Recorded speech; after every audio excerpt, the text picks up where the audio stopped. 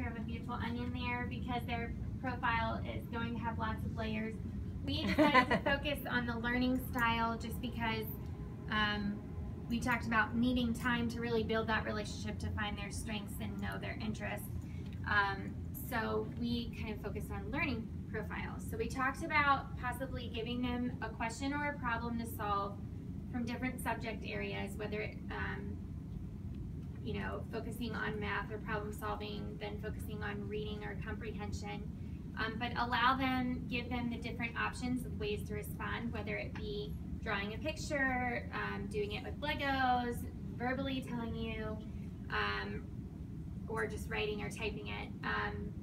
And we talked about, okay, it doesn't necessarily have to be one-on-one. We could take a picture of whatever they built. They could record their answer if they're verbally talking, so maybe not necessarily, because I know that is a concern. And then through that, we would realize, okay, what choice do they choose every time to show their learning? Like in reading, do they choose to write it? Do they choose to write down their comprehension, or do they draw a picture, or you know, different things like that? Through that, the conversation kind of led to talking about a rubric and how you would decide. We kind of walked away from the actual learning profile, but maybe just using a rubric across the board to know, you know, what the students are showing. So that was part of our conversation, whether, you know, they're showing above and beyond what you're asking them to do with extra details, whether they're showing you only what you asked to do without any help, or whether they need your help but can do it with help, and kind of talked about that. Kind of having them also like regulate their own scoring, taking responsibility for their education a little bit more.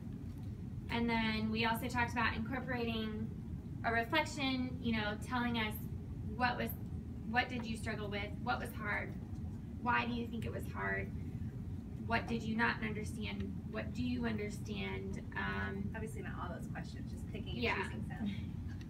And just kind of using those throughout when you're assessing or when you're doing things like that, and picking something that the student could teach the class as well from what they did.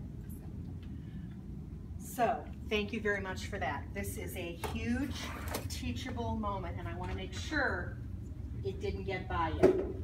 What did you notice that was different about Anna and her group's presentation than the other two groups that we heard? What did you notice? What did you notice in terms of perspective?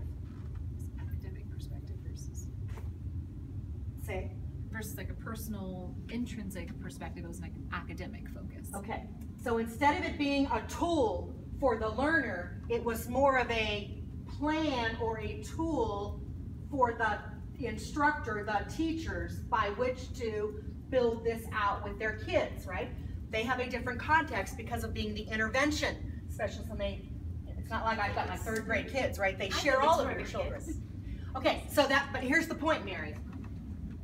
Yes, and as the instructor who gave the assignment, did they reach competency with my learning goals? Do they understand and have demonstrated they get personalized learner profile? Absolutely, 100%.